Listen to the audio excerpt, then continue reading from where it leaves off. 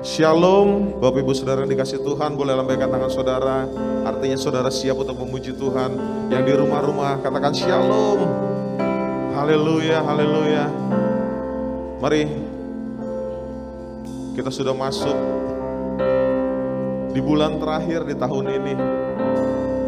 Saya percaya ada satu sukacita yang besar dalam hidup setiap kita. Kita masuk di bulan Natal. Boleh sekali lagi saya lihat wajah dan tangan saudara yang bersukacita kita masuk di bulan Natal ini. Berikan tepuk tangan yang terbaik bagi Tuhan. Haleluya, haleluya. Mari angkat dua tanganmu di hadapan Tuhan. Kami bersyukur Tuhan buat penyertaan Tuhan yang ajaib sampai dengan hari ini. Kami mau katakan terima kasih, Engkau baik, sungguh baik. Engkau sangat baik dalam hidup kami. Terima kasih Bapa, terima kasih. Hari ini kami ada di rumah-Mu, kami ada di bait-Mu, kami rindu, kami mau menyenangkan hati Tuhan. Kami mau memuji Engkau dengan seluruh hidup kami, sebab Engkau layak untuk terima pujian. Terima kasih Bapa, terima kasih. Berkati setiap kami pada pagi hari ini, bertahta atas setiap pujian kami. Di dalam nama Yesus Kristus, kami mengucap syukur berdoa. Haleluya. Amin.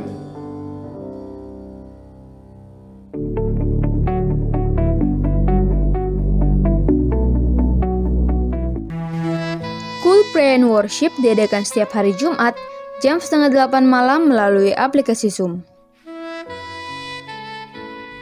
Youth MCC diadakan setiap hari Sabtu jam 7 malam secara onsite di Mall GTC dan secara online melalui aplikasi Zoom. Untuk pelayanan pastoral, silakan menghubungi telepon dan WhatsApp.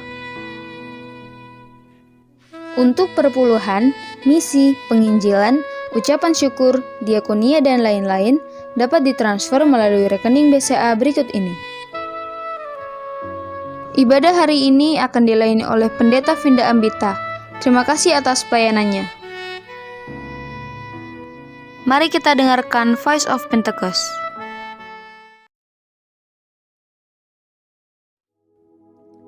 Shalom semuanya, senang kita jumpa kembali. Kali ini kita akan bahas tentang nubuat dalam gereja masa kini.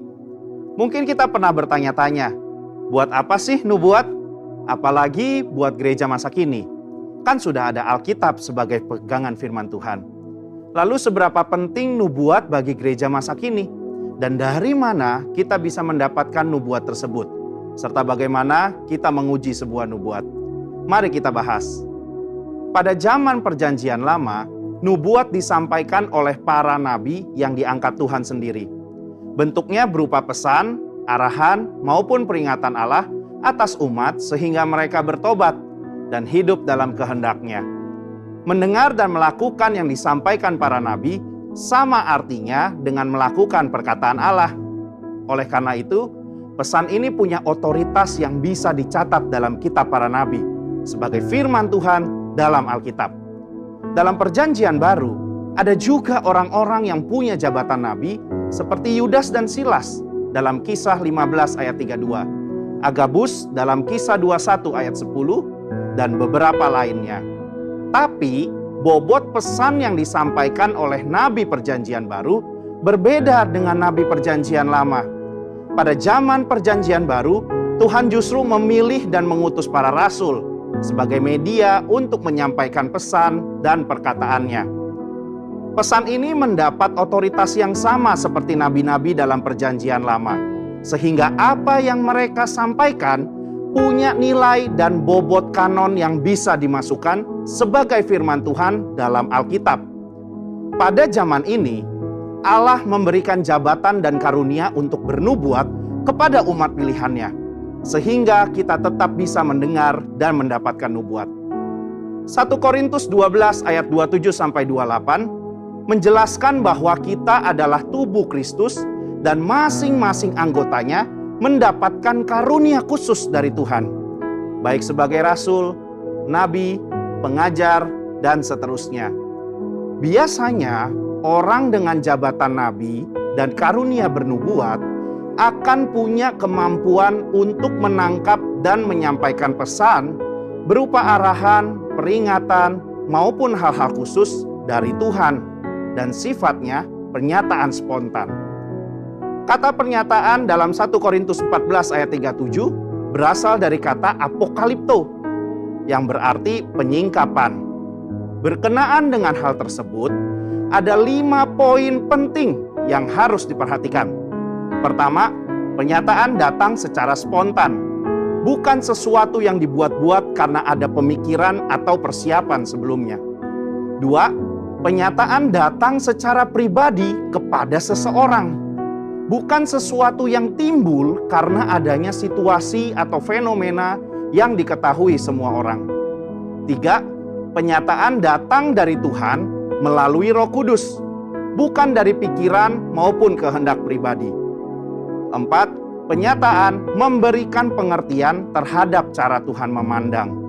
Dan 5, pernyataan dapat dikenali sebagai sebuah pesan Tuhan oleh para nabi.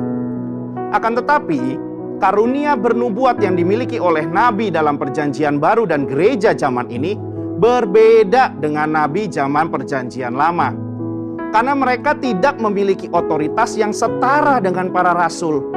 Hal ini terlihat ketika dengan tegas Paulus berkata bahwa para nabi harus tunduk kepada dia sebagai rasul yang memiliki otoritas menyampaikan perkataan Tuhan. Dalam konteks zaman sekarang, kita memiliki Alkitab yang sudah lengkap Perjanjian Lama dan Perjanjian Baru. Oleh karena itu, nubuatan dari para nabi zaman ini harus tunduk pada otoritas Alkitab. Itulah sebabnya kita harus menguji setiap nubuat. Paulus secara khusus mengingatkan jemaat di Tesalonika untuk menguji isi nubuatan para nabi, meskipun ia sudah dikenal oleh jemaat. 1 Tesalonika 5 ayat 19-21 berkata, "Janganlah padamkan roh, dan janganlah anggap rendah nubuat-nubuat. Ujilah segala sesuatu dan peganglah yang baik." Kata menguji memiliki arti menanggapi, memilah, membedakan, atau menilai. Di satu sisi, kita sebagai insan Pentakosta tidak boleh acuh dan cuek terhadap nubuat. Namun di sisi lain, kita juga harus bisa memilah, membedakan, dan menilai segala sesuatu. Standar yang kita gunakan untuk menguji dan menilai adalah firman Tuhan dalam Alkitab. Mengenai konsekuensi dalam bernubuat, nabi dalam Perjanjian Lama memiliki otoritas yang sangat tinggi sebagai penyampai pesan Tuhan, dan segala perkataannya dianggap sebagai perkataan Allah. Jika seseorang tidak mendengar dan mentaati nubuatan seorang nabi, itu artinya sama dengan melawan perkataan Tuhan sendiri. Oleh karena itu, jika seorang nabi pada zaman Perjanjian Lama memberikan nubuatan palsu, maka ia harus langsung dihukum mati, agar tidak ada penyalahgunaan otoritas. Tapi berbeda dengan nabi dalam Perjanjian Baru. Konsekuensi sama sekali tidak nampak dalam petunjuk Paulus kepada jemaat di Korintus. Jemaat hanya diminta untuk menanggapi, menguji setiap nubuat, namun tidak ada konsekuensi fatal jika seorang nabi memberikan nubuat yang palsu atau tidak lolos uji. Perbedaan ini terjadi karena nabi dan nubuatan mereka dalam Perjanjian Baru tidak memiliki otoritas yang sama dengan nabi dan nubuatan dalam Perjanjian Lama. Kesimpulannya, sebagai insan Pentakosta, kita percaya bahwa Tuhan masih terus berbicara dan menuntun gerejanya lewat nubuatan. Pada zaman Perjanjian Baru, nubuat merupakan salah satu karunia Roh dan salah satu cara Tuhan untuk menyampaikan pesan berupa arahan, peringatan, dan hal-hal khusus kepada umatnya hingga saat ini. Namun, kita perlu menguji segala nubuat yang ada dengan mengakarkan diri pada firman-Nya.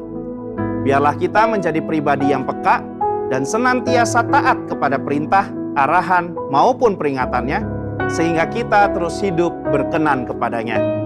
Saudara, untuk penjelasan lebih lengkapnya dari tim teologi kami, silahkan untuk buka link yang ada di atas atau scan QR Code yang tersedia. Salam integritas, Tuhan Yesus memberkati.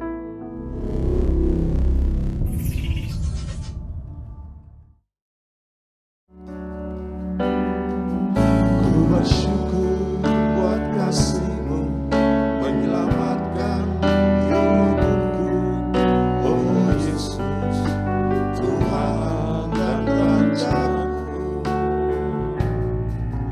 Dengan apa akan ku balas anugerah-Mu yang ajaib? Biarlah hidupku selalu menyenangkan hati-Mu. Betapa kagumku melihat perbuatan tangan-Mu, ajaib dan mulia kuasa-Mu nyata dalam hidupku. Sungguh ku tak dapat mengerti besarnya karya-Mu, oh indahnya, oh heran kasih-Mu. Saudara yang mengagumi kasih Tuhan, berikan tepuk tangan yang terbaik bagi Dia. Haleluya, haleluya, haleluya. Sama-sama katakan, ku bersyukur buat kasih-Mu menyelamatkan hidupku. Oh Yesus, Tuhan dan Rajaku. Dengan apa akan ku balas anugerah-Mu yang ajaib? Biarlah hidupku selalu menyenangkan hati-Mu.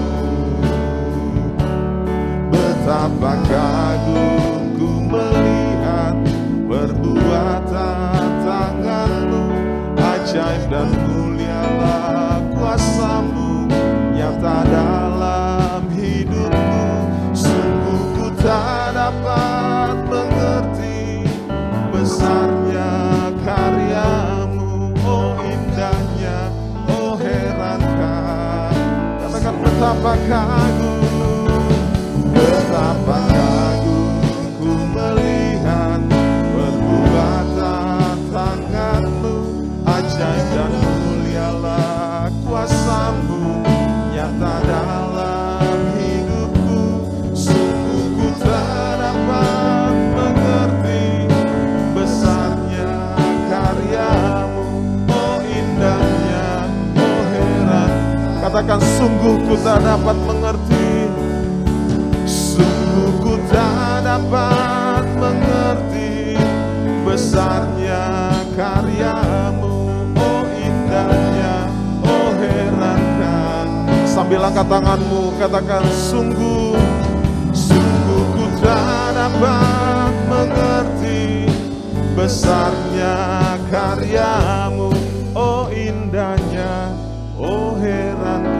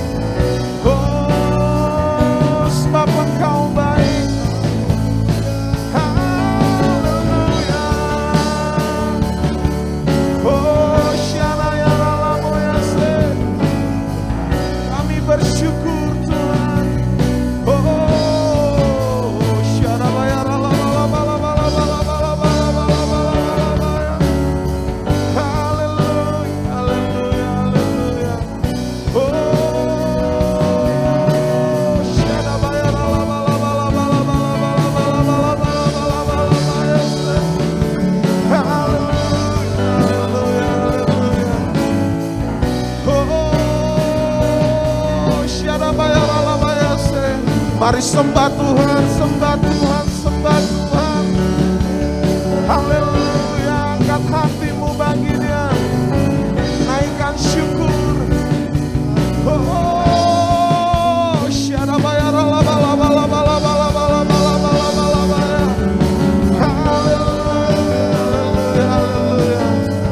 Oh, syarabaya ralabalabalabalabalabalabalabalabalabalabaya. Haleluya. Oh, syarabaya ralabalabalabalabaya. Terima kasih Tuhan. Terima kasih Yesus. Haleluya. Syaraya ralabalabalabalabalabalabalabalabalabalabaya. Sungguh Engkau ajaib. Sungguh ku tak dapat mengerti besarnya karyamu.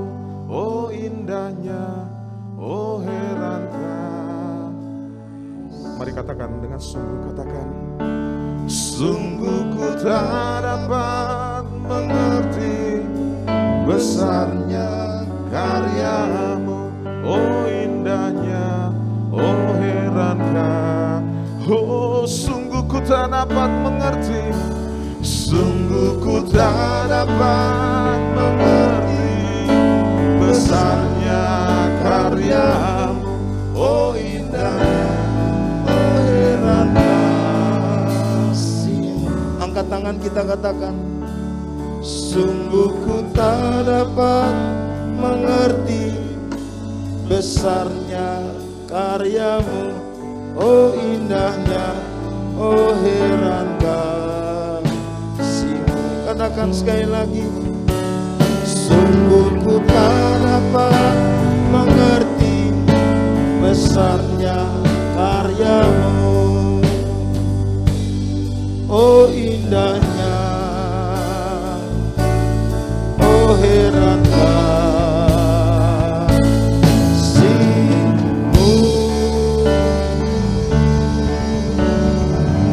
Katakan haleluya, haleluya.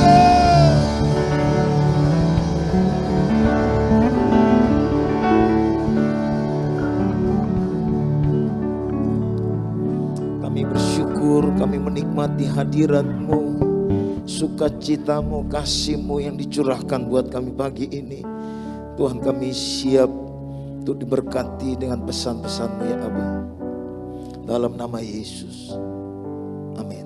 Bapak Ibu Saudara, pagi ini kita akan dilayani oleh Pendeta Muda Vinda. Saya persilakan. Shalom semua. Shalom. Selamat siang Bapak Ibu Saudara. Puji nama Tuhan, hari ini kita bisa berjumpa kembali. Ya,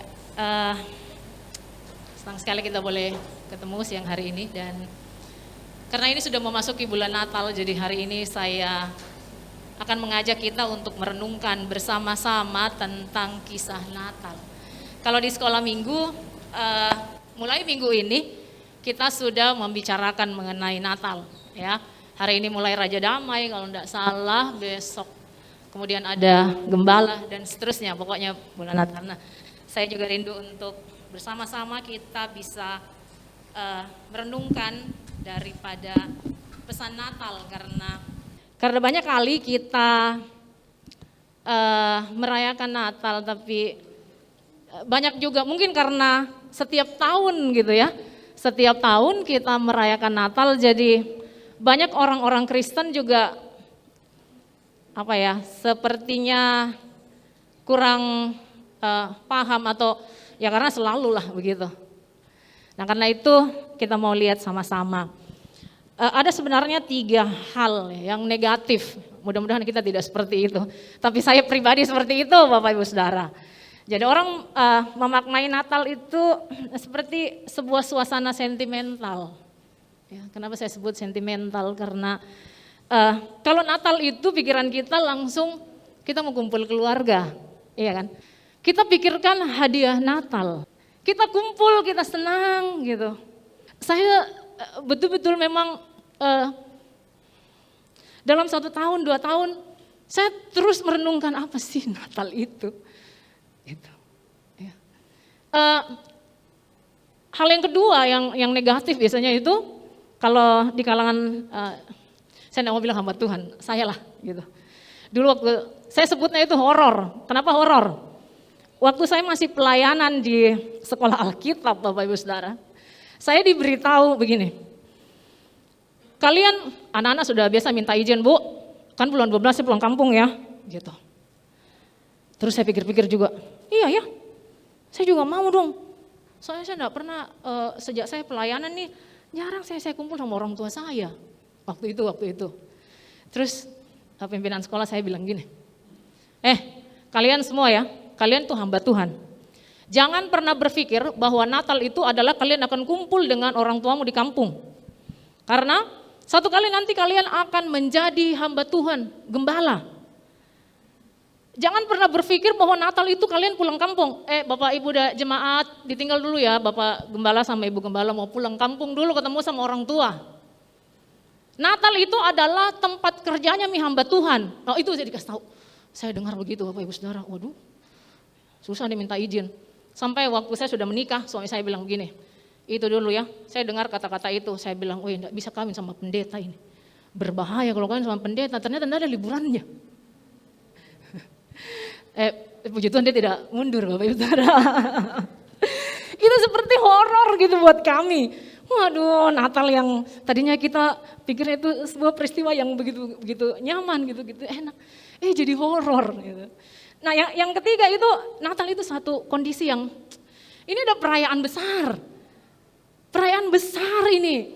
Enggak peduli lah mau bikin kue, mau bikin apa, pokoknya kita senang-senang.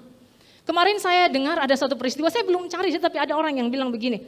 Di Jepang katanya, ya, Natal itu adalah satu kondisi di mana orang bisa tidur dengan pasangan. Pasangan maksudnya ya pokoknya 2 orang gitu ya. Entah itu memang pasangannya resmi atau tidak. Tapi mereka akan menghabiskan masa Natal untuk seperti itu. Di Indonesia mungkin belum ya. Tapi banyak di beberapa daerah yang kalau Natal itu mabuk-mabuk. Karena kita tidak pernah tahu makna Natal itu apa. Nah, saya mengajak kita untuk membuka, ya ini kisah klasik Natal lah. Tidak pernah lepas daripada kartu yang kita terima dulu, atau mungkin sekarang pesan lewat elektronik. Kita baca dalam Injil Matius pasal yang 2 ayat yang pertama sampai ayat yang ke-12. Injil Matius pasal yang kedua ayat yang pertama sampai ayat yang ke-12. Ini saya percaya Bapak Ibu Saudara sudah hafal ya, ceritanya, tapi tidak apa-apa kita baca kembali untuk mengingatkan. Kita baca sama-sama, saya baca ayat yang pertama, Bapak Ibu Saudara yang kedua, dan seterusnya sampai ayat yang ke-12. Orang-orang Majus dari timur. Sesudah Yesus dilahirkan di Betlehem di tanah Yudea pada zaman Raja Herodes, datanglah orang-orang Majus dari timur ke Yerusalem. 2. Yang baru dilahirkan itu, kami telah melihat bintangnya di timur dan kami datang untuk menyembah dia. Ketika Raja Herodes mendengar hal itu, terkejutlah ia beserta seluruh Yerusalem. 4. Maka dikumpulkannya semua imam kepala dan ahli-ahli Taurat bangsa Yahudi. Lalu dimintanya keterangan dari mereka di mana Mesias akan dilahirkan. Mereka berkata kepadanya, di Betlehem di tanah Yudea, karena demikianlah ada tertulis di dalam kitab Nabi. Dan engkau Betlehem di tanah Yudea, engkau sekali-kali bukanlah yang terkecil di antara mereka yang memerintah Yehuda. Karena daripadamu lah akan bangkit seorang pemimpin yang akan menggembalakan umatku Israel. Lalu dengan diam-diam Herodes memanggil orang-orang Majus itu dan dengan teliti bertanya kepada mereka, bila mana bintang itu nampak. Kemudian ia menyuruh mereka ke Betlehem, katanya, pergilah dan selidiki saksama mengenai anak itu, dan segera sesudah kamu menemukan dia, kabarkanlah kepadaku supaya aku pun Setelah mendengar kata-kata raja itu, berangkatlah mereka dan lihatlah bintang yang mereka lihat di timur itu mendahului mereka hingga tiba dan berhenti di atas tempat di mana anak itu berada. Ketika mereka melihat bintang itu, jatuhlah mereka. Maka masuklah mereka ke dalam rumah itu dan melihat anak itu bersama Maria ibunya, lalu sujud menyembah dia. Mereka pun membuka tempat harta bendanya dan mempersembahkan persembahan kepadanya, yaitu emas, kemenyan, dan mur. 12. Dan karena diperingatkan dalam mimpi supaya jangan kembali pada Herodes, maka pulanglah mereka kembali ke negerinya melalui jalan. Mari sekali lagi kita berdoa. Bapa di surga, terima kasih Tuhan untuk anugerah Tuhan bagi kami. Engkau tidak hanya menciptakan kami, tetapi Engkau memelihara kami. Bahkan Engkau memberikan anugerah-Mu bagi kami ya Tuhan. Pimpinlah saat ini ya Bapa. Berikan anugerah-Mu bagi kami, bukalah hati kami Tuhan. Segala konsep-konsep ini adalah berita yang selalu kami dengarkan. Tetapi biarlah hari ini ya Tuhan, Engkau bukakan lebih lagi bagi kami. Karena kami tahu firman Tuhan itu limpah bagi kami. Menolong kami, menuntun kami. Pimpinlah kami Tuhan, berbelas kasihan buat kami ya Bapa. Kami siap mendengarkan firman-Mu di dalam nama Tuhan Yesus. Amin. Nah, Bapak Ibu Saudara, ini tadi saya bilang bahwa ini selalu kita dengarkan dan pasti kita sudah hafal semua, bahkan kronologisnya. Tapi kita belajar lagi hari ini. Ayat pertama dikatakan, sesudah Yesus dilahirkan di Bethlehem di tanah Yudea pada zaman Herodes, datanglah orang-orang Majus dari timur ke Yerusalem. Di sini dibilang sesudah Yesus dilahirkan. Itu tidak diberitahukan kepada kita itu berapa lama gitu ya. Yesus dilahirkan, kemudian orang Majus itu datang dan pergi ke kota Yerusalem. Jadi sebenarnya ya dulu itu kalau kita kalau kita dapat kartu orang Majus, gembala itu semua ada di situ gitu ya. Tapi dari cerita ini, dari tulisan ini, Matius memberitahu kepada kita ini sepertinya punya waktu yang cukup panjang. Ya, tidak bersamaan dengan yang ada di dalam Injil Lukas pasal yang kedua. Injil Lukas pasal yang kedua itu, betul enggak? Lukas pasal yang kedua itu bicara tentang gembala. Jadi waktu malaikat datang kepada gembala itu, mereka memberitahu bahwa hari ini telah lahir bagimu. Jadi malam itu waktu mereka dengar pesan, mereka langsung ke Bethlehem, langsung ke kandang tempat Maria melahirkan dan langsung melihat bayi Yesus. Karena jelas di situ dikatakan bahwa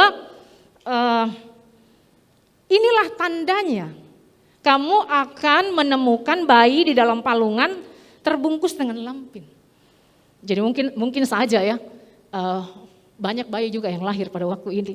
Nah tandanya itu adalah bayi itu di dalam palungan.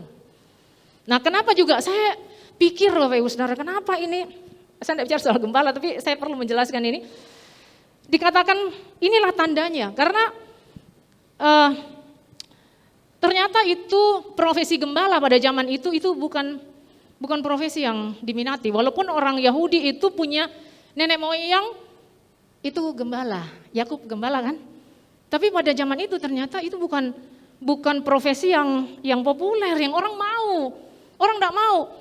Kalau Misna itu terjemahan daripada, tafsiran daripada Taurat, itu malah kalau ada gembala yang pergi ke bait Allah, itu mereka harus ditahirkan dulu. Jadi tidak sembarang melenggang masuk, tidak bisa. Karena status gembala itu sama dengan orang asing. Kalau imam bilang, kamu layak masuk, boleh. Masuknya di mana? Cuma di gerbang, cuma di halaman, tidak boleh masuk ke dalam ruang. Karena mereka tuh dianggap orang asing. Nah, malam itu malaikat bilang, pergi lihat. Dan langsung dibilang, itu ada di palungan. Dikasih tahu bilang apa? Tidak usah Miko takut masuk di kota. Karena, tahu kan palungan ada di mana? Tidak mungkin lah palungan ada di istana. Ya mungkin kalau misalnya rajanya suka barang antik gitu ya. Palungan kan tempat makan, jadi mereka udah familiar. Karena itu diberikan tanda. Nah, kalau gembala itu Yesus lahir, mereka ke sana. Tapi yang namanya orang Majus itu tidak tahu berapa lama, agak panjang saudara. Karena ayat yang ke-11 menjelaskan bagi kita, coba kita lihat ayat yang ke-11. Ayat yang ke-11. Maka masuklah mereka ke dalam rumah itu dan melihat anak itu bersama Maria ibunya dan sujud menyembah dia. Bayi Yesus sudah ada di dalam rumah. Ya.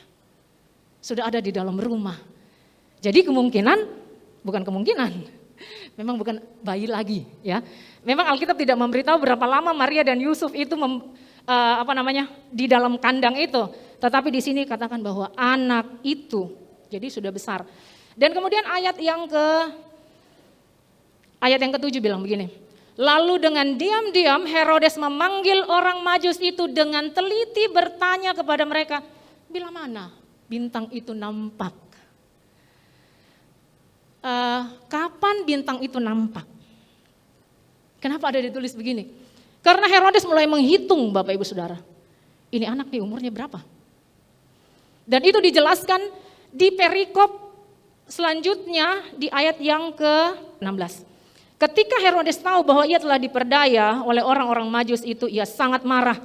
Lalu ia menyuruh membunuh semua anak di Betlehem dan sekitarnya, yaitu anak-anak yang berumur 2 tahun ke bawah, sesuai dengan yang dapat diketahuinya dari orang-orang Majus. Jadi dia udah tanya nih orang Majus, kapan kalian lihat bintang? Tadi pagi saya bilang sama suami saya begini, saya mempelajari ayat ini ya, saya ketawa sendiri. Kenapa? Sekian lama saya membaca ayat ini, saya punya pemikiran adalah orang Majus nih lihat bintang dari timur. Jadi orang Majus ini dipimpin oleh bintang gitu kan ya. Dipimpin oleh bintang sampai ke istana Herodes di kota Yerusalem. Pikiran saya itu begitu. Ternyata tidak Bapak Ibu Saudara. Coba Bapak Ibu Saudara baca, atau mungkin saya yang gagal paham. Ya, kita belajar firman Tuhan. Tadi kita sudah tahu toh, yang tadi Voice of Pentecost. Semua harus kembali kepada Alkitab. Saya baca, saya ulang-ulang baca. Ternyata bintang itu mereka hanya lihat dari timur. Mereka hanya lihat itu di timur Bapak Ibu Saudara. Dari timur mereka lihat. Dan bintang itu tidak menuntun mereka. Hebatnya orang Majus ini adalah dia tahu bahwa bintang itu bukan sembarang bintang. Dan ternyata mereka tahu bahwa ini bintangnya siapa. Mereka tidak hanya bilang Bapak Ibu Saudara bahwa ini nih ada raja yang mau lahir. Rajanya siapa? Entahlah gitu. Pokoknya kita jalan saja dituntun gitu. Itu pikiran saya ya. Tetapi di ayat ini ya, di ayat ini bilang apa? Ayat yang kedua. Dan bertanya-tanya di manakah dia raja orang Yahudi yang baru dilahirkan itu. Kami telah melihat bintangnya di timur dan kami datang untuk menyembah dia. Dulu saya pernah mendengar ini ya. Ini bintangnya raja gitu. Jadi seakan-akan tuh ya pokoknya ini bintang berhenti di mana ya itulah rajanya gitu kan ya. Tapi ternyata kalau kita baca lagi Bapak Ibu Saudara dikatakan di manakah raja orang Yahudi yang baru dilahirkan itu. Dia kenal siapa ini yang punya bintang dan siapakah namanya. Kenapa orang salah memaknai Natal? Karena orang mungkin tidak tahu. Orang hanya pikir ini hari ulang tahun Tuhan Yesus. Apa istimewanya saudara? Iya sih memang dia raja gitu kan ya. Apa istimewanya? Kita juga punya birthday gitu kan ya. Semua juga orang punya hari ulang tahun. Tapi apa istimewanya? Matius mau kasih tahu sama kita di sini. Orang Majus itu dia tahu bahwa yang lahir ini adalah raja. Bukan orang yang dilahirkan yang akan menjadi raja. Kayaknya beda itu ya. Ini raja yang lahir. Sama ini bayi nanti mau jadi raja. Coba kita pikirkan dengan seksama. Ini raja yang berinkarnasi, bukan reinkarnasi kan ya. Berinkarnasi menjadi manusia untuk kita. Dia lahir bagi kita. Karena kalau dia tidak mati bagi kita, kita tidak bisa mengenal Tuhan, tidak bisa. Saya selalu bilang sama anak-anak saya di sekolah, bedanya kita sama orang Kristen sama orang yang tidak mengenal dan agama-agama lain. Agama itu adalah mengajarkan orang untuk berusaha mencapai Allah. Tetapi kekristenan adalah Allah yang datang bagi kita. Kita tidak bisa respon sama kasih Allah. Kita tidak bisa respon oh iya kasih Allah begini saya merespon. Tidak bisa Bapak Ibu Saudara kalau Yesus tidak mati, tidak datang, mati dan bangkit bagi kita. Tidak bisa. Karena kematiannya itu kita bangkit, manusia baru dan kemudian kita bisa meresponi dia. Kalau kita tidak dihidupkan oleh Tuhan, mau Tuhan Yesus mati juga, kita tidak bisa. Tidak ada yang kita bisa buat. Tidak bisa kita meresponi Allah. Berapa banyak orang yang meresponi Allah, berapa banyak orang yang mencari Allah, tetapi tidak menemukan Allah. Bahkan 1 Yohanes, saya lupa pasal yang pertama ayat yang kelima atau 1 Yohanes 5 ayat 1, bilang begini, mereka mungkin ada di antara kita, tetapi tidak benar-benar. Berarti ada orang Kristen yang tidak tahu Bapak Ibu Saudara. Iya kan? Tidak tahu kasih Allah. Nah, orang Majus ini siapa? Tadi dibilang mereka itu dari sebelah timur, ya. Majus dari timur dan bertanya-tanya di mana raja itu. Kami telah melihat bintangnya dan kami datang untuk menyembah dia. Dia tahu betul ini siapa yang lahir. Dia tidak bilang, coba kita lihat saja ya. Oh dia berhentinya di sini nih. Oh ini rajanya. Kan dia udah tahu tuh masuk di kota Yerusalem. Coba kita lihat gitu ya. Ini kita sudah jalan jauh, ya kan? Ayo coba kita lihat siapa di sini yang baru melahirkan? Siapa yang baru melahirkan? Bisa saja dia begitu Bapak Ibu Saudara, daripada pusing-pusing, ya kan? Daripada pusing-pusing bertanya lagi, tanya aja siapa yang baru melahirkan, siapa yang baru melahirkan. Dicocokkan gitu kan ya bisa. Tapi enggak loh Bapak Ibu Saudara. Mereka tahu betul. Nah ayat yang ke-9. Setelah mendengar kata-kata raja itu, berangkatlah mereka dan lihatlah. Bintang yang mereka lihat di timur itu mendahului mereka hingga tiba dan berhenti di atas tempat di mana anak itu berada. Ketika mereka melihat bintang itu sangat bersukacitalah mereka. Saya baca ayat ini saya kaget Bapak Ibu Saudara. Ternyata kalau lihat kronologisnya ya, mereka itu dari timur lihat bintang. Tapi dalam perjalanan bintang tidak ada. Mereka udah tahu bahwa ini di raja orang Yahudi. Orang Yahudi di mana? Di Yerusalem. Oke, sampai ke sana Yerusalem. Kemudian itu bintang itu tidak ada. Sampai waktu mereka keluar dari kota Yerusalem menuju ke Bethlehem, baru kemudian bintang itu muncul lagi. Mereka tidak dapat petunjuk. Tapi di sini kita tahu, orang Majus ini tahu betul Allah yang dia sembah. Allah yang mereka cari itu seperti apa? Dia tahu betul. Sampai waktu mereka berjalan berbulan-bulan, kemungkinan juga sampai bertahun-tahun Bapak Ibu Saudara. Di perjalanan itu, mereka itu bawa harta kan ya. Itu keamanan belum se-safety sekarang. Tapi mereka terus jalan saja. Tidak mundur. Karena dia tahu inilah raja orang Yahudi. Mereka kenal betul. Dia tahu betul ini siapa yang mereka mau datang sembah. Sampai tidak membuat mereka ketakutan dan putar balik. Ketemu sama Herodes juga, ya udahlah ketemu. Siapa orang Majus ini? Saya membaca Bapak Ibu Saudara, orang Majus ini sebelah timur Israel itu kemungkinan Persia. Jadi diperkirakan orang Majus ini adalah sisa-sisa Babel. Tahu kan? Jadi kerajaan Babel, Media Persia kalau kita baca di dalam kitab Daniel, kemudian Yunani, kemudian Romawi. Babel, Media Persia, kemudian Yunani, dan kemudian sekarang orang Israel diperintah sama Romawi. Gitu. Nah, kemungkinan mereka ini sisa-sisa dari Babel. Babel kan kita tahu kan, itu tempatnya Daniel dulu. Daniel orang yang sangat luar biasa. Orang kagum. Kalau dikagumi begitu, kira-kira ini kalau bahasa sekarang itu followernya Daniel. Pengikutnya Daniel.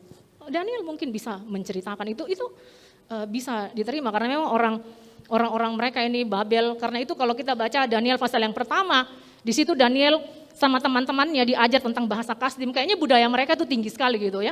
Jadinya mereka harus belajar itu. Nah, orang-orang Majus ini kemungkinan sisa, walaupun itu memang peristiwanya itu sudah beberapa ratus tahun, bahkan ribuan tahun yang lalu, enggak ribuan juga. Gitu ya. Pokoknya lama lah. Tapi itu turun-temurun diajarkan sampai kepada orang Majus ini berita itu tidak pernah hilang. Mereka tunggu lahirnya Raja Yahudi itu. Dan mereka pergi melihat ke sana. Saya mikir Bapak Ibu Saudara, sampai saya berusaha mencari kenapa ini orang tahu ini raja orang Yahudi. Ya, kenapa dia tahu? Mereka terus belajar dan datang untuk menyembah dia. Dia tahu bagaimana menyembah itu. Di dalam ayat yang ke-11. Maka masuklah mereka ke rumah itu dan melihat anak itu bersama Maria ibunya. Lalu sujud menyembah dia. Mereka pun membuka tempat harta bendanya dan mempersembahkan persembahan kepadanya, yaitu emas, kemenyan, dan mur.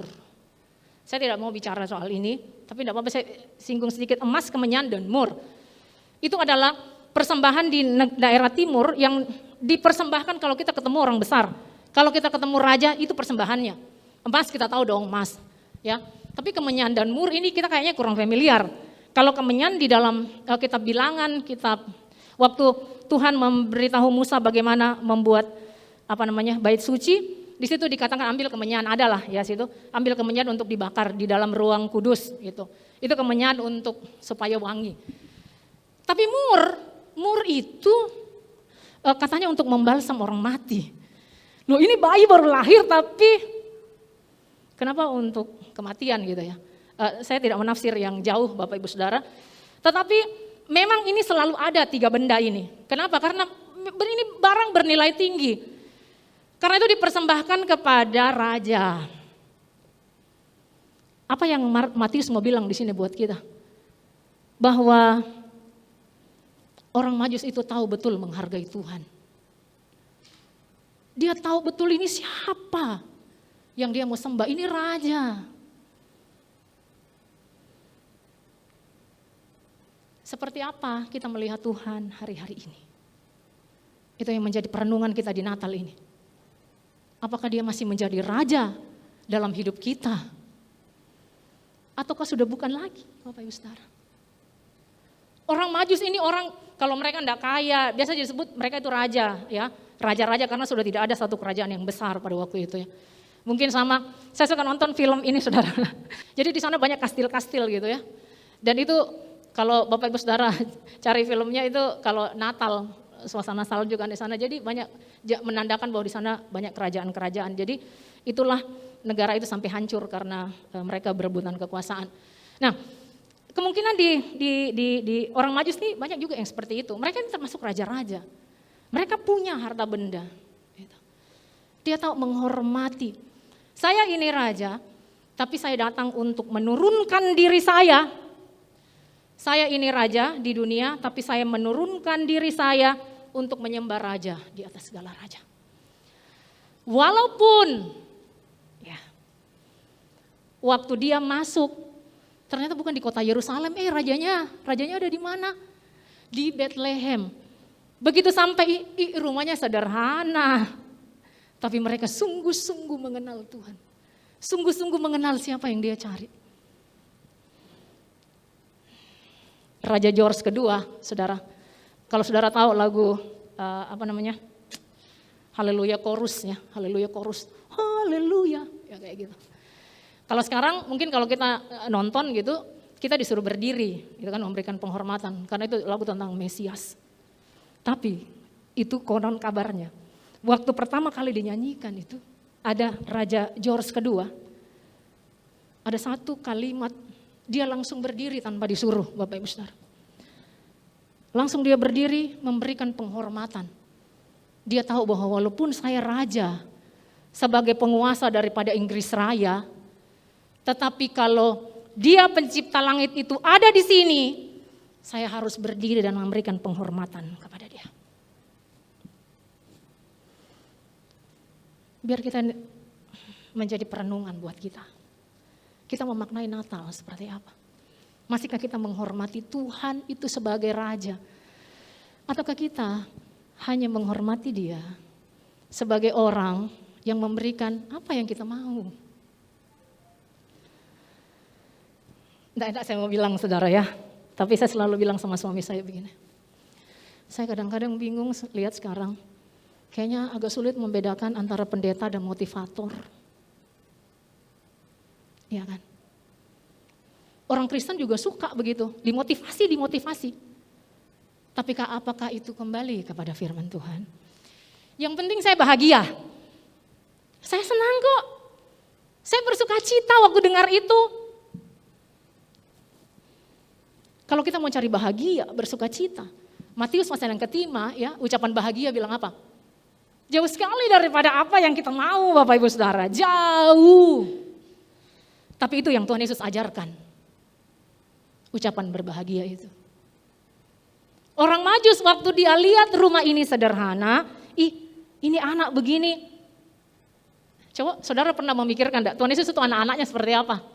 Pastilah sama seperti anak-anak biasa. Kemarin Gege tanya sama saya, "Ma, Tuhan Yesus itu waktu dikandung sama Maria, itu langsung lahir enggak ya?" "Maksudmu?" Saya tanya gitu. "Iya maksudnya dia 9 bulan enggak dia?" "Ya iyalah 9 bulan." Tuhan Yesus itu Allah, tapi dia juga manusia. Jadi ya sama Bapak Ibu Saudara. Waktu orang Majus lihat, hei ini sama aja, masa dia raja sih? Tapi tidak, dia buka persembahannya, dia mempersembahkan itu. Dan dikatakan di sini dia memberikan penghormatan, penyembahan. Yang dia tidak berikan, orang Majus tidak berikan ketika mereka bertemu dengan Herodes. Dia tidak berikan, padahal Herodes itu ada di istana. Herodes itu siapa? Dia itu keturunan Edom. Ya, dia selalu merasa bahwa dia itu juga Israel gitu. Padahal sebenarnya tidak, dia itu orang Edom yang diangkat sebagai raja ya untuk sebagai bonekanya Romawi lah. Nah, ayat yang ketiga. Ketika Raja Herodes mendengar hal itu, terkejutlah ia beserta seluruh Yerusalem. Maka dikumpulkannyalah semua imam kepala dan ahli Taurat bangsa Yahudi, lalu dimintanya keterangan dari mereka, di mana Mesias dilahirkan. Mereka berkata kepadanya, di Betlehem di tanah Yudea, karena demikianlah ada tertulis dalam kitab Nabi. Dan engkau Betlehem di tanah Yudea, engkau sekali-kali bukanlah yang terkecil di antara mereka yang memerintah Yehuda, karena daripadamu lah akan bangkit seorang pemimpin yang akan mengembalakan umatku Israel. Lalu dengan diam-diam Herodes memanggil orang Majus itu dan dengan teliti bertanya kepada mereka bila mana bintang itu nampak. 8. Kemudian ia menyuruh mereka ke Betlehem. Katanya, pergi dan selidikilah dengan seksama hal-hal mengenai anak itu, dan segera sesudah itu kamu menemukan dia, kabarkanlah kepadaku supaya aku pun datang menyembah dia. Menarik di sini Bapak Ibu Saudara, Herodes bilang, kumpul semua, ayo kumpul, imam-imam kumpul. Dia tanya, di mana Mesias akan dilahirkan? Dia tahu Bapak Ibu Saudara, Mesias akan dilahirkan. Terus bilang sama orang Majus, coba kamu pergi ke Betlehem. Tapi kasih tahu saya ya, karena saya juga mau menyembah. Gitu. Dia mau menyembah. Tapi Bapak Ibu Saudara, dia menyembahnya untuk apa? Untuk dirinya sendiri. Dia tahu bahwa saatnya ini saya turun tahta. Saatnya ini saya digulingkan untuk keegoisannya.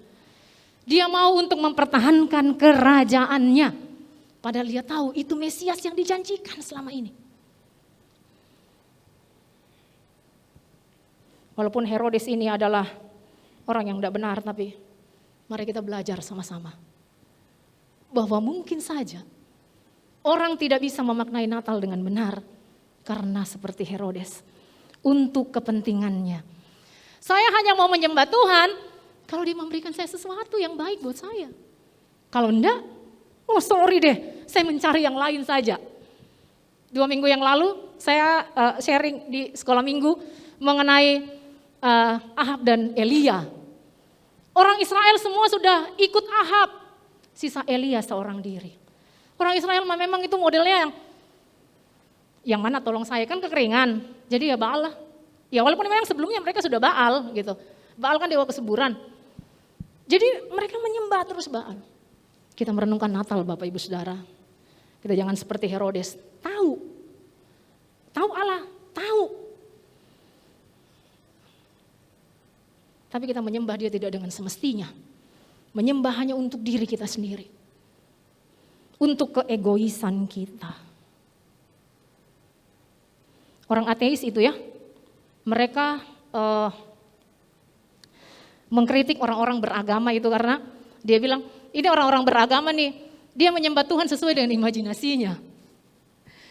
Saya renung-renungkan, jangan-jangan saya juga begitu. Saya bilang saya sembah Tuhan, tapi sebenarnya bukan, itu berdasarkan imajinasi saya.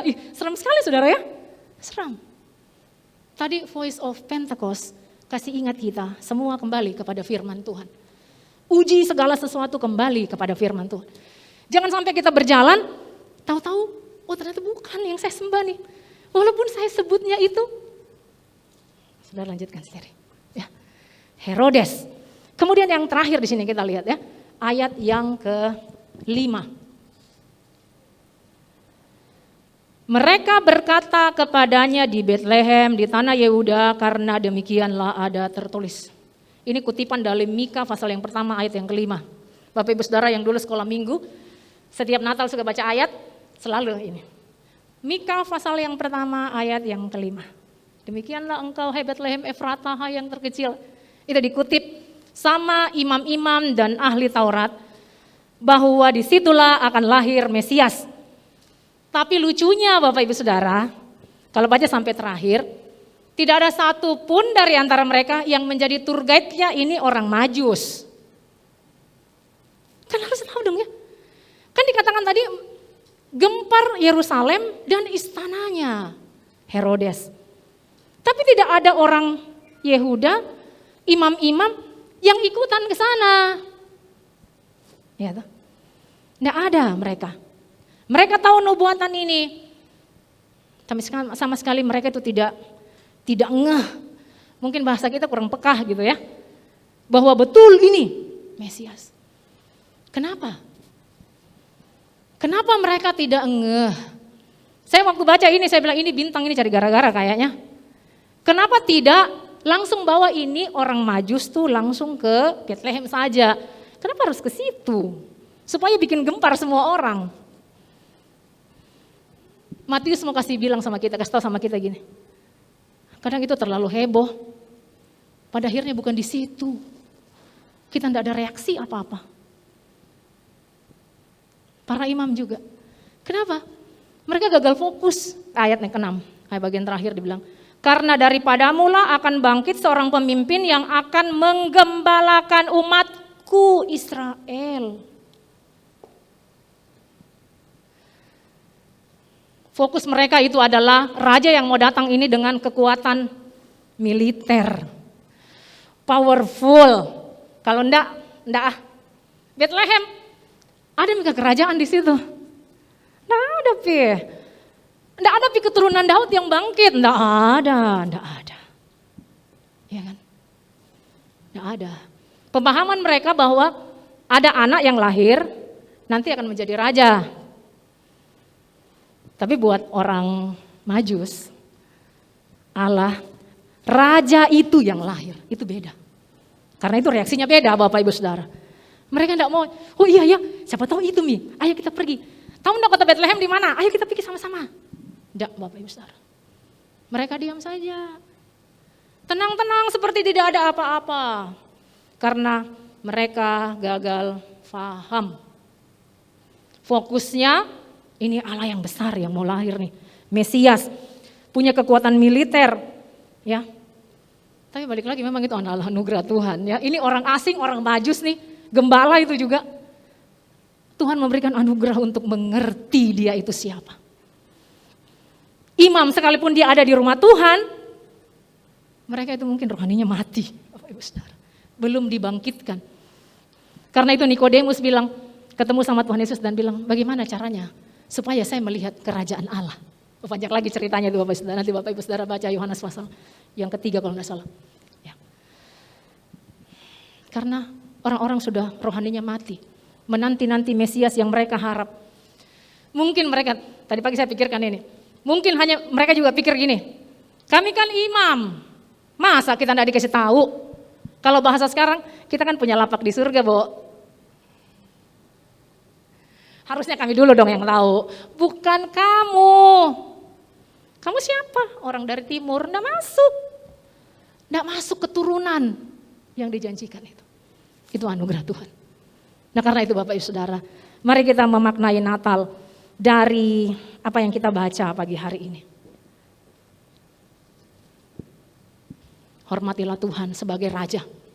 Bukan sebagai pribadi yang kita pikir akan memberikan kita sesuatu. Kalau enggak, sorry ya, saya enggak mau. Saya mau menyembah Tuhan, yang menyembah Tuhan yang buat saya itu, saya rasa plong gitu. Kekristenan tidak mengajar kita untuk menjadikan itu pelarian. Bapak. Tapi betul-betul kita menghormati Dia sebagai Raja. Pencipta langit dan bumi, pemelihara dan memberikan kita anugerah. Hormati Dia, sama seperti orang Majus. Kenapa dia bisa menghormati? Dia tidak kecewa. Mereka memperjuangkan sesuatu yang layak diperjuangkan. Perjalanan yang cukup panjang dengan keamanan yang tidak terjamin. Mereka layak perjuangkan itu. Saya kadang-kadang bertanya, Tuhan, apa yang saya lakukan ini betul tidak layak untuk diperjuangkan? Gitu. Belajar dari orang Majus, mereka memperjuangkan yang layak. Jangan seperti Herodes Bapak Ibu Saudara, yang cari Tuhan untuk kepentingan diri sendiri. Ya, untuk kepentingan dirinya, untuk kepentingan kerajaannya supaya tetap kokoh. Dan kemudian yang ketiga itu adalah para imam dan orang Yahudi. Yang tahu, tapi gagal fokus. Karena dia pikir Allah itu seperti ini. Oh Allah itu kayak gini, kalau enggak kayak gini. Satu kali anak saya bilang, saya lupa dia mendengar di mana gitu, terus dia bilang, kalau Tuhan itu baik, kalau Tuhan memberikan persoalan, apakah Tuhan itu tetap baik? Terus dia bilang sama saya, ya tentulah, karena saya mau nyembah Allah yang baik. Kalau tidak baik keadaanku, bukan itu Allah yang saya sembah. Saya sampai sama suami saya langsung, anak-anak berpikir begini. Anak-anak begitu kritis, Bapak Ibu Saudara. Kita ajarkan kebenaran kepada mereka. Jangan seperti kita mati rohani, seperti orang para imam dan ahli Taurat ini. Gagal fokus karena melihat hanya berkat Tuhan, melihat hanya keinginannya tanpa melihat Dia Raja di atas segala raja. Tuhan memberkati kita semuanya, kiranya perenungan Natal buat kita, sungguh-sungguh kita melihat bahwa Allah kita begitu mencintai kita. Mari kita bangkit berdiri, saya persilakan Bapak Gembala untuk berdoa bagi kita. Bapak Ibu Saudara, kita udah dengar pesan hari ini. Saya sambil mendengar, saya ada beberapa poin penting yang saya catat Bapak Ibu. Misi Allah buat dunia itu bukan hanya dikenal oleh bangsa Israel. Sehingga dalam kisah ini orang-orang Majus, mereka bisa dalam waktu yang panjang menantikan Mesias. Rupanya keberadaan bangsa Israel pada waktu itu di Babel, di sana Allah menyatakan kemesiasan kepada bangsa itu, sehingga mereka menantikan itu juga. Bukan hanya orang Israel menantikan Mesias. Poin yang pertama tadi yang kita terima, kalau Matius menunjukkan Yesus sebagai Raja yang layak dihormati, dan yang meresponi itu atau yang melakukan itu adalah orang-orang yang datang dari timur. Saya berdoa biar hari ini kita lakukan yang terbaik buat Tuhan. Kita memandang Yesus sebagaimana seharusnya kita pandang, sehingga kita pun juga memberikan yang terbaik, melakukan yang terbaik buat Tuhan. Yang mau lakukan itu katakan amin. Hal yang kedua, jangan sampai seperti Herodes yang menyembah Tuhan untuk kepentingannya. Yang ketiga, imam-imam yang punya prasangka yang salah tentang Mesias. Secara umum memang itu terjadi buat orang-orang Yahudi, sehingga mereka menolak Yesus. Tapi biar hari ini kita yang sudah melihat Tuhan dalam hidup kita, mengenal Tuhan, mari kita lakukan yang terbaik buat Tuhan. Mari angkat tangan kita. Ku sembah Kau ya Allahku, ku tinggikan namamu selalu, tiada lidah tak mengaku. Engkaulah Yesus Tuhan Raja, ku sembah Kau. Oh ya Allahku, namamu selalu, setiap lutut tak bertelut kan bertelut menyembah Yesus, menyembah Yesus Tuhan Raja, ku sembah Kau. Ya Allahku, ku tinggikan namamu selalu, semua lidah kan mengaku,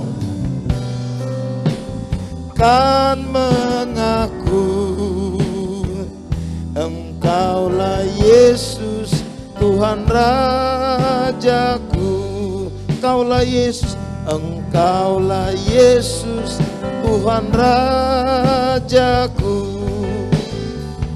Engkaulah Yesus Tuhan Rajaku.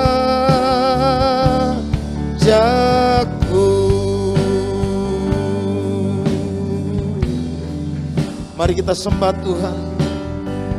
Ina batakara laba laba laba laba laba laba laba laba laba.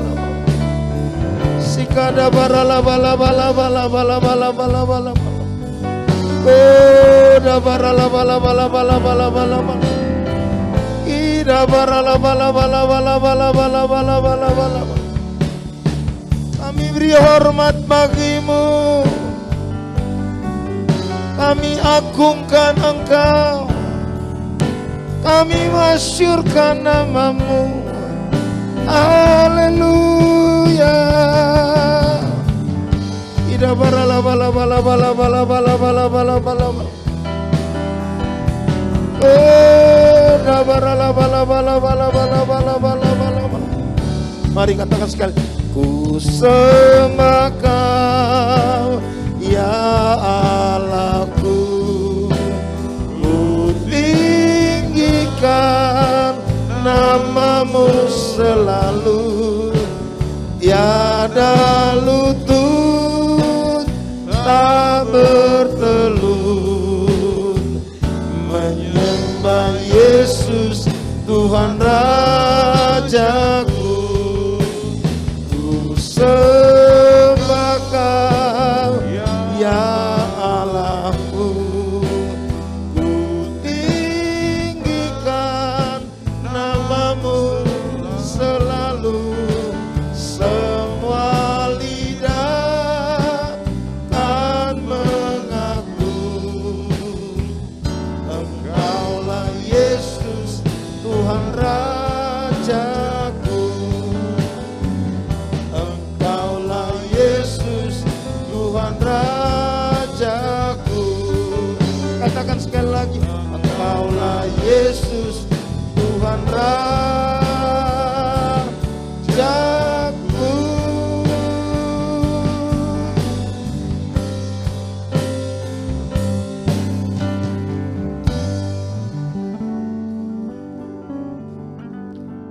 Tuhan, terima kasih buat pesan-pesan-Mu. Berkati semua kami ya Aba, yang memahami dan mau melakukan itu dengan tepat. Sebab kami percaya ketika kami melakukan itu dengan tepat, kami sedang membangun iman kami untuk menghormati Engkau. Engkau layak mendapat semua pujian, hormat, kemuliaan dari semua kami. Dalam nama Yesus, terima kasih Tuhan, terima kasih. Terima kasih Abah, berkati hamba-Mu Pendeta Vinda yang sudah menyampaikan pesan-Mu ya Abah. Tuhan, pengurapan berlipat kali ganda Tuhan terus curahkan, pakai dalam semua pelayanan ya Abah, untuk membawa orang melihat Engkau, mengalami perjumpaan dengan Tuhan. bahkan mereka boleh mengakui Engkau sebagai Tuhan dan Juru Selamat pribadi. Terima kasih Tuhan, berkati keluarga besarnya dalam nama Tuhan Yesus. Kami semua yang ada di tempat ini, hamba mau berdoa Tuhan, berkati keluarga demi keluarga dalam nama Yesus. Semua yang kami kerjakan menjadi bukti bahwa kami adalah abdi Tuhan. Dalam nama Yesus, kami hormat kepada Tuhan dalam semua bentuk kehidupan kami. Terpujilah namamu ya Aba, di dalam nama Tuhan Yesus. Haleluya, haleluya. Amin. Silakan duduk Bapak Ibu Saudara. Sekali lagi berapa banyak saudara bersuka cita hari ini. Lambaikan tangan saudara, berikan tepuk tangan yang terbaik bagi Tuhan. Saatnya kita akan memberi. Mari turun. Mazmur 91 ayat 1-16. Orang yang duduk dalam lindungan yang maha tinggi dan bermalam dalam naungan yang maha kuasa akan berkata kepada Tuhan, tempat perlindunganku dan kubu pertahananku, Allahku yang kupercayai. Sungguh dialah yang akan melepaskan engkau dari jerat penangkap burung dan penyakit sampar yang busuk. Dengan kepaknya ia akan menundungi engkau, di bawah sayapnya engkau akan berlindung. Kesetiaannya ialah perisai dan pagar tembok. Engkau tak usah takut terhadap kedahsyatan malam, terhadap panah yang terbang di waktu siang, terhadap penyakit sampar yang berjalan di dalam gelap, terhadap penyakit menular yang mengamuk di waktu petang. Walau 1000 orang rebah di sisimu dan 10.000 di sebelah kananmu, tetapi itu tidak akan menimpamu. Engkau hanya menontonnya dengan matamu sendiri dan melihat pembalasan terhadap orang-orang fasik. Sebab Tuhan ialah tempat perlindunganmu, yang maha tinggi telah kau buat tempat perteduhanmu. Malapetaka tidak akan menimpa kamu dan tulah tidak akan mendekat kepada kemahmu. Sebab malaikat-malaikatnya akan diperintahkannya kepadamu untuk menjaga engkau di segala jalanmu. Mereka akan menatang engkau di atas tangannya, supaya kakimu jangan terantuk kepada batu. Singa dan ular kedung akan kau langkahi, engkau akan menginjak anak singa dan ular gagak. Sungguh hatinya melekat kepadaku, maka aku akan meluputkannya, aku akan membentenginya, sebab ia mengenal namaku. Bila ia berseru kepadaku, aku akan menjawab, aku akan menyertai dia dalam kesesakan. Aku akan meluputkannya dan memuliakannya.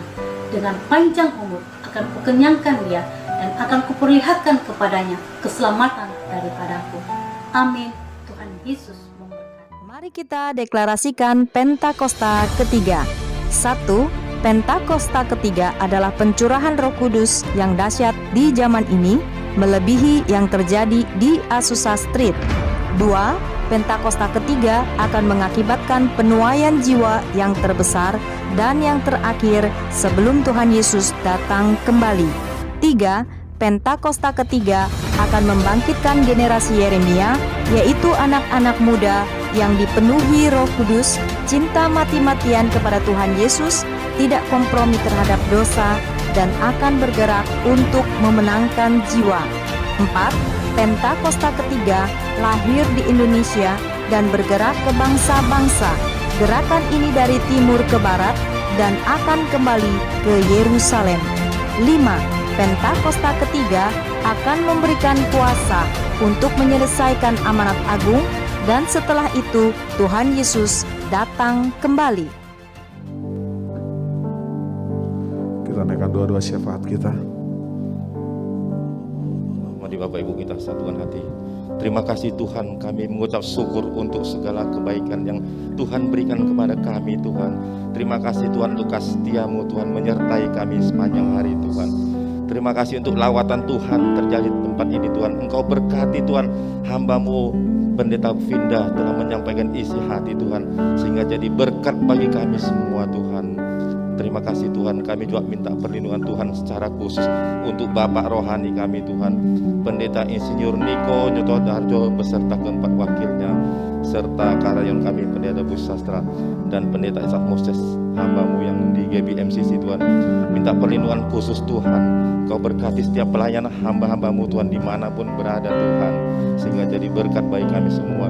Berkati juga kota kami Makassar Tuhan, beri keamanan, kedamaian Tuhan untuk kota kami Makassar Tuhan. Terima kasih Tuhan, berkati setiap kami Tuhan, jemaat-jemaat GBMCC Tuhan, yang di saat-saat ini Tuhan mengalami sakit Tuhan, Engkau sembuhkan Tuhan. Yang punya beban berat Tuhan, Engkau hiburkan, Engkau legakan. Terima kasih Tuhan, Engkau sempurnakan ibadah ini dari awal sampai akhir. Sebentar kami akan menerima berkat Tuhan. Terima kasih ya Abah. Terima kasih buat hari ini. Kami akhiri ibadah siang hari ini. Mari saudara angkat tangan, arahkan hati buat Tuhan.